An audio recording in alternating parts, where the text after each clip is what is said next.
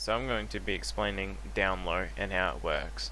In Downlo, you'll have a DM which always plays with the red cards, and he'll be going up against, up to 3 players playing adventurers. Adventurers will have to go through their dungeons, fight bosses, collect items, do your normal sorts of dungeon crawler roguelike sort of activities, just in a card game instead. So first off, for an adventurer, you will have an adventurer, so this is my little dude down here, and he will have a deck of cards. Your deck of cards will be your life total. So how many cards do you have? I've got 17. 1, 2, and 15, so that's 17 cards right there. Why? Because on the back of him, he's got different perks. And on the left side of the perk, it will list a number on the side, and that will tell you how many cards you need to have in your deck to be using the perk. So I'm using that middle perk there called Bury Ritual. Whenever a boss dies, recycle 2 cards. And that requires me to have 17 cards in my deck. So that's what I'm currently running with him right now. So, why don't we just hop straight into combat and make this tutorial pretty quick, but pretty informative. So let's go. We're just going to cheat the whole system and spawn in this boss right here for us to fight. When players enter combat and leave combat, they draw back up to 3 cards. That includes the Dungeon Master. So he's going to go ahead and draw 3 cards right there. Awesome, and I'll draw my 3rd card, and you might notice that there's this card that's got the colored border, and there we go, so you can see that colored border compared to those white ones. I also have the same. Awesome. So when you're in combat, you essentially pick a card with a white border and you're going to place it face down in front of you, and he'll just chuck one down as well. Job done. Easy peasy. I might just remove these out the way for now. Awesome. So we play a card face down in front of us. These are attack cards, and these colored cards are activation cards. I can use these at any point during combat, but I can't put it face down like an attack card, because it's not an attack basically. It's like another action I can take inside of combat or outside of combat. Same with the DM, so he's got that card over there. Sweet. So once everyone has played a card face down, we all go ahead and reveal our card.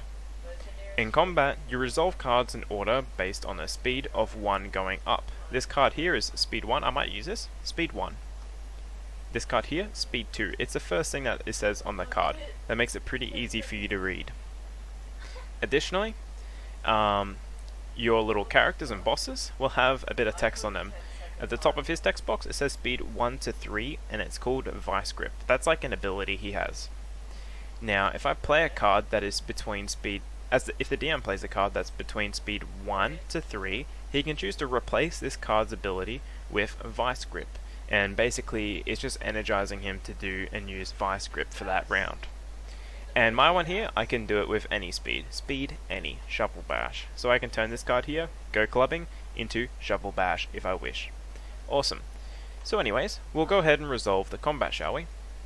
It deals 1 damage. I might give you this one here. 1 damage. Gain resistance 1. So I'm going to take 1 damage from my deck, because my deck is my life total. And that card goes to the grave. And he's going to gain resistance 1.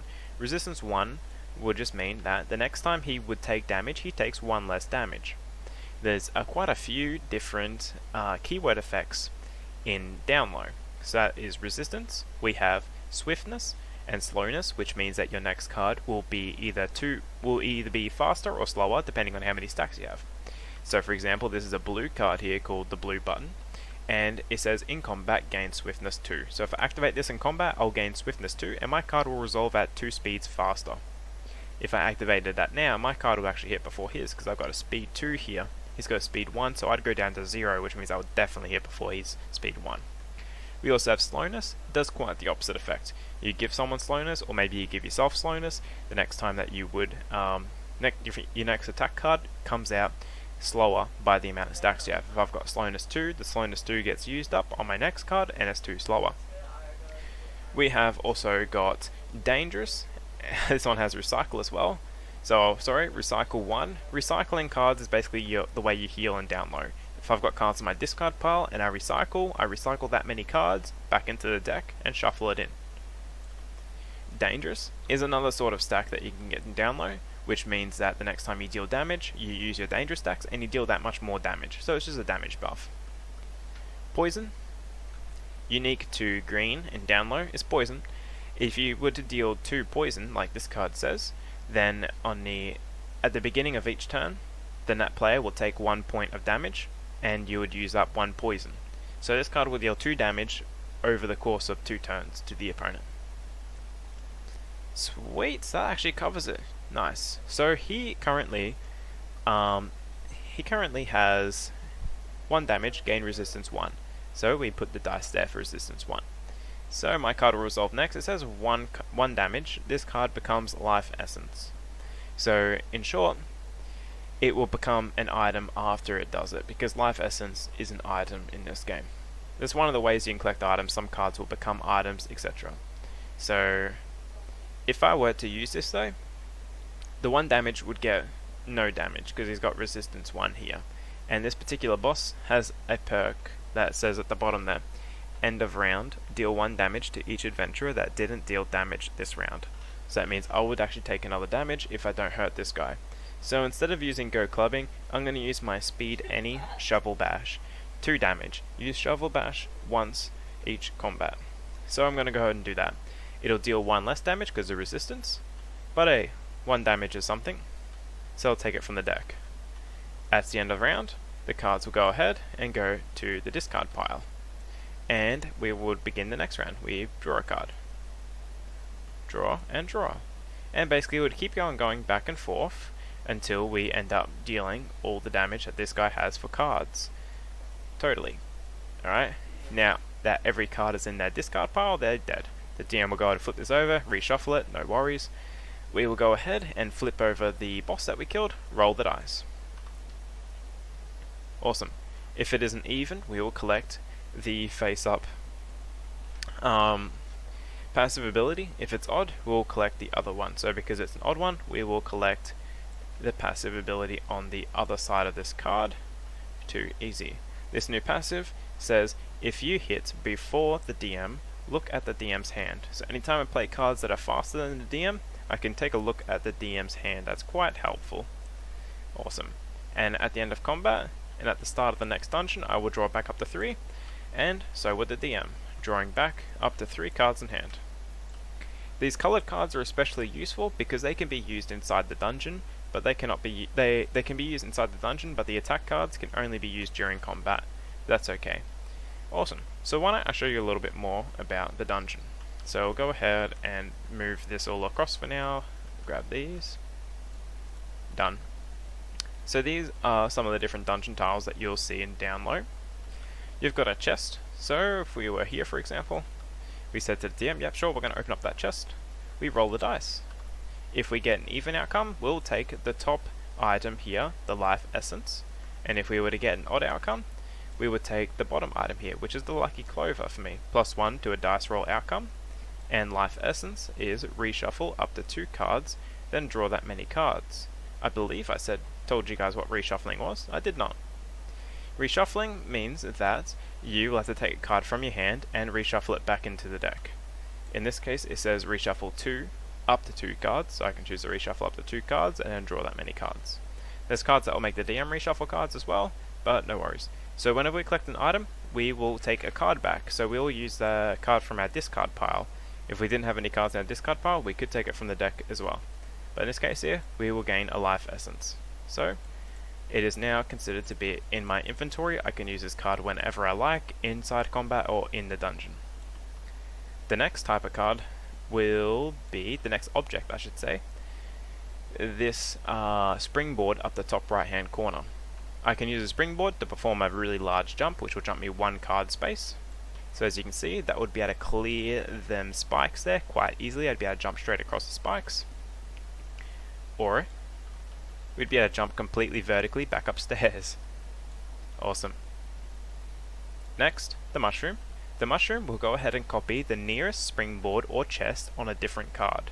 So not this one down here. In this case, it's springboard. So this card here would become a springboard here. If it was closer to that chest though, then of course it would become a chest. Not too bad at all. Sweet. So next we have got these. This has a little pressure plate and the iron gate. The iron gate is considered to be shut and locking off me from going over here. So if we would quickly draft in something like this, we went down here, awesome, Sorry, I'll switch those around. Makes more sense now. I would not be able to explore this way because that iron gate there is locked and shutting it off. I'd have to explore the other way. So how do we open it? If I'm playing with a friend and co-oping, my friend could just stand here on top of that pressure plate and it would be open and I can go in. But I'm not playing with a friend, I'm playing by myself. I could pick up chests and I could pick up springboards. So the way that works, I announce to the DM I'm picking them up and I reshuffle a card. Now I'm considered to be holding it, and I'll need to find a way to get back up there and place it on top of it. So it's now considered to be on this, and this is considered unlocked, and I can go in there. And I can put a card there next, and explore. Right? Simple.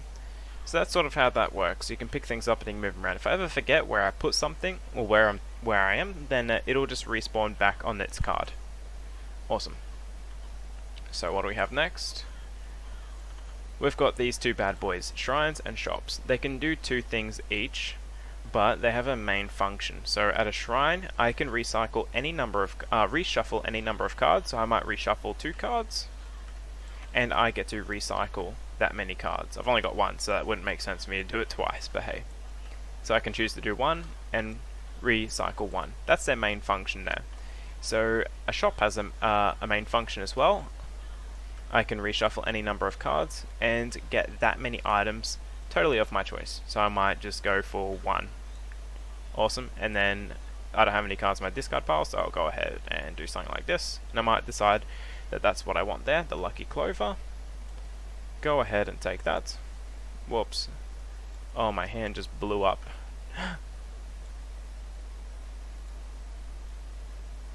Okay, thank you TTS for jumbling up my hand like that. That was great. A lot easier to do this in real life than in TTS, just sliding one card under another. Done. Now, shrines and shops also have a second purpose that they can do. So when you play the game, it's not rare at all for you to receive a curse from the DM. And these curses stay with you throughout the dungeon. So if I'm cursed, then I can go to a shrine and I can perform 1 roll off with the dungeon, with the dungeon master, the DM. If I were to roll a higher number than the DM, then I could remove the curse. Right now I just got a 2 to 4, so I would roll 2 and the DM rolled a 4, I would keep the curse. If me and the DM get a tie, then well we re-roll until there's a winner, right? So we each roll a dice, and if I get a higher roll than the DM, then the curse is lifted. If not, then I keep the curse. The shop here also has a secondary, a second thing that it can do. Let me see if I can show you that. Just moving around a bunch of cards. Don't worry too much about where I'm putting these. It's not super relevant right now. Sure. Okay. Don't worry too much about how these cards are getting placed, but at the end of each dungeon you will have this card here, the card back from their main deck, sitting there, and if I were to drop down there with my group, then that would spawn the next boss and this dungeon here would be completed. But when this is here and the dungeon is completed, if I can backtrack to the shopkeeper and interact with him, then I can move down into the secret floor, in which case the DM will go ahead and place 2 more of these boss entrances down here, and I pick a spot here to spawn in. Anywhere along here we'll say, yeah sure, I'll spawn in here, no worries. We'll jump up here and we'll raid this chest that we couldn't reach before because it's underneath it, and then of course we'll just drop down and challenge the boss. Awesome. Sweet, so now we're going to go ahead and play through a dungeon just to show you basically how does the dungeon work. Whoops, that goes over there. Awesome, so every dungeon follows a sequence of doing a face-up card. Then the next card will be face down no matter what.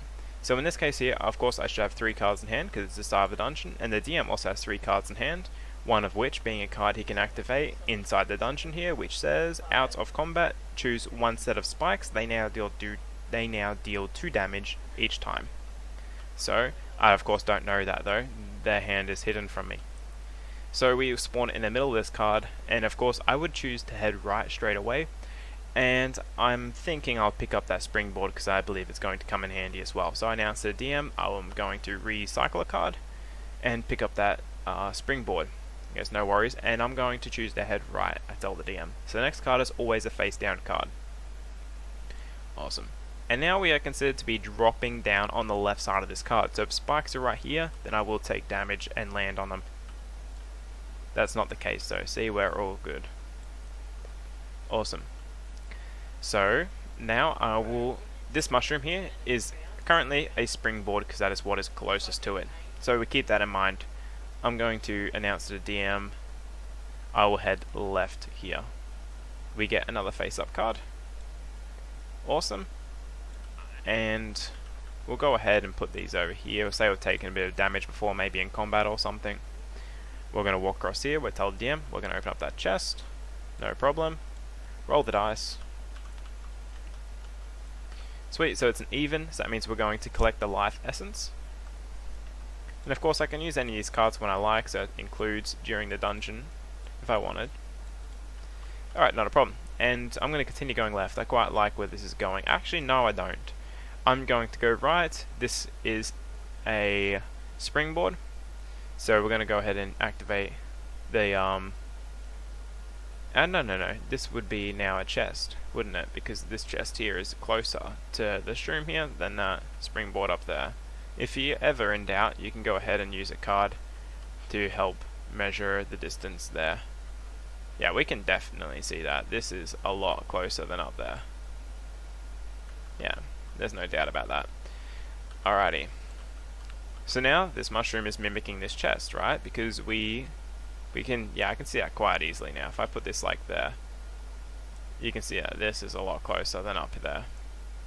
It was a springboard, but now that we're spawned in this chest here, it's now a chest. So I'm going to go over there, and we're going to use that chest as well. A 1, so that means we'll get an odd item. Hooray, items everywhere, left, right, and center. Whoops.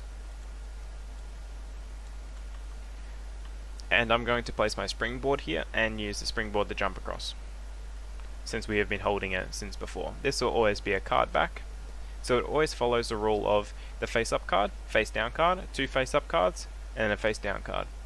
And now we're all good, these will just be face up. So let's see how we land, and we drop down here, and then the spikes right there, so we will take damage from the spikes.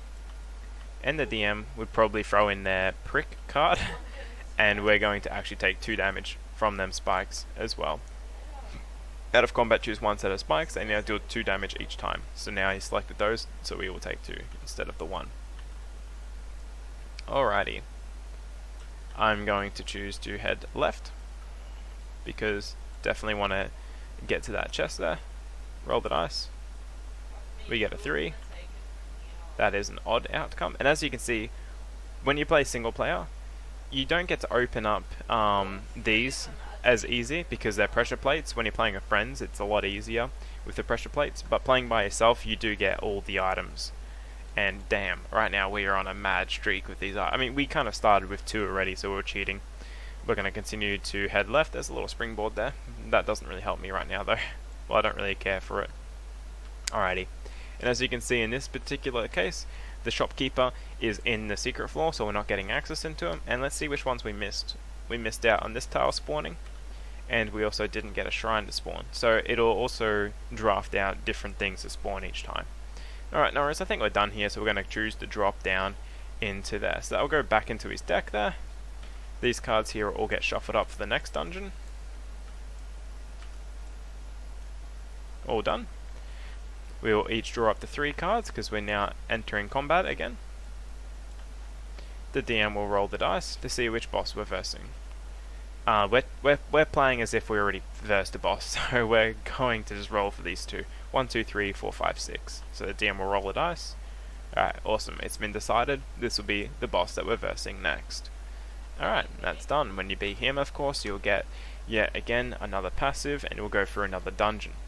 So the general structure for the game, when the game begins, you each draw 3 cards because you're going to start a new dungeon, and you would roll to see which curse you would get from their dungeon boss. So a 1, which is literally terrifying. So the different curses are always infect when they say they are. I need to go to a shrine to remove this, etc. And that would be sort of how the game would begin. Obviously I wouldn't have all these items here, would I? yeah, and you'll just have the 3 cards in hand there, and just like that, the game would begin. So you go through and you play through one dungeon, then you'll verse one random boss here, 1, 2, 3, 4, 5, 6. Boom, we kill that dude, we'll get one of his items, could be whichever, we don't know, we'll roll the dice. We go through, he reshuffles up his cards, we don't of course, that'd be cheating. And he shuffles up these again, we'll go through another dungeon, he'll roll, we'll verse one of the bosses. Damn, almost guessed right. Too easy. It will go through a third dungeon, and this time we go up against the dungeon boss. So in that particular case we would have missed out on this boss, that's not a problem. It's just a fun way to keep the game sort of fairly active and whatnot. Alright, so if I'm playing with friends, whenever I pick up things in the dungeon, we all need to agree to that, and we all pick up the thing and we all reshuffle a card together. So you do everything together in a dungeon, basically. You can split apart to have one man on the pressure plate, so you can go downstairs and interact with the shrine and whatnot.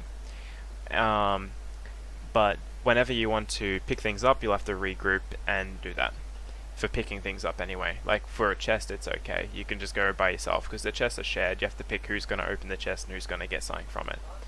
And when you're going up against a boss, the boss's card hits all of the adventurers. If it has like an effect on it, it will afflict all the adventurers as well. And if I'm playing with one extra buddy, let's say we're playing with this green dude here, then the DM will also use the 7 dungeon tiles first as life counting. So you'll have to deal all 7 damage here first before you'll deal any damage to his main deck cards. So it gets a bit of extra life. If we've got maybe another player as well, then the DM will also use a d6 first as life total as well. So you have to deal the damage to the d6 until it goes out and it runs out, then damage the tiles, and then damage there, blah blah blah. I'm pretty sure you get the idea. The passive items are shared amongst the whole party, so we all get the passive ability. But yeah, the chests and things like that takes a little bit of party management. But that's a pretty basic and pretty fast look over on how the game plays.